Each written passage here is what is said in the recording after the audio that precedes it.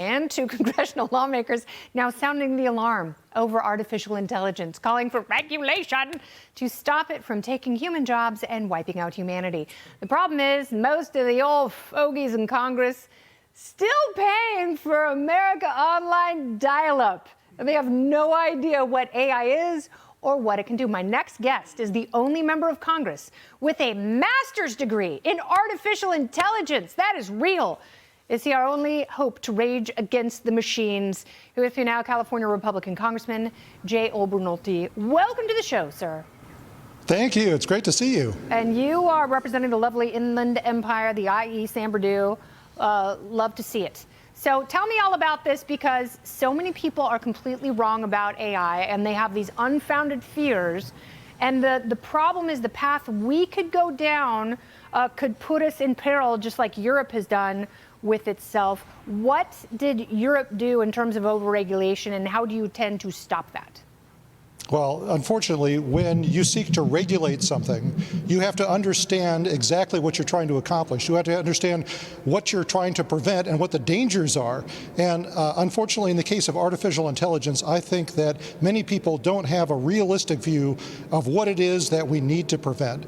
You'd be surprised at how much of my time I spend explaining to my colleagues that the chief danger of AI is not an army of evil robots with red laser eyes seeking to overthrow the world. But having said that, AI has some very real dangers that Congress needs to act on, just not the ones that you would think about. No, and there are people who are like, what about when it becomes sentient? What about when it develops a sense of self? And I mean, I would argue, as I have on this show and on my podcast, Kennedy Saves the World, Spotify, Apple Podcasts, FoxNewsPodcast.com, that sentience requires a soul, and there's no way AI will ever have a soul. I still love you, robot overlords.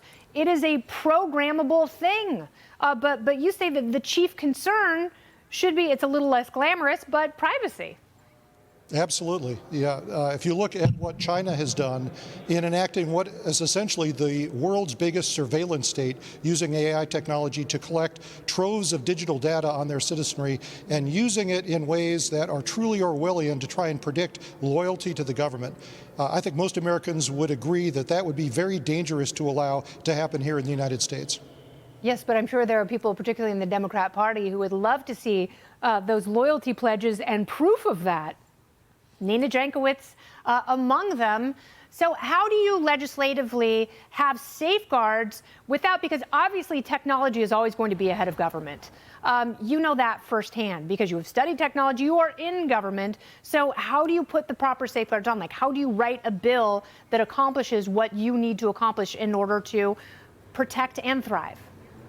Well, the first thing that we need to do is to secure digital data privacy at the federal level. That's something that's not been done at the federal level yet. Instead, we've allowed the states to take the lead. But this is an area that is so obviously related to interstate commerce that I think the federal government needs to step in and establish a nationwide standard for digital privacy that protects the privacy of Americans. And that will deprive people that want to misuse AI of the data that they would need to do that. Would that also deprive government agencies of misusing their powers to spy warrantlessly on Americans? Because that would be a great twofer.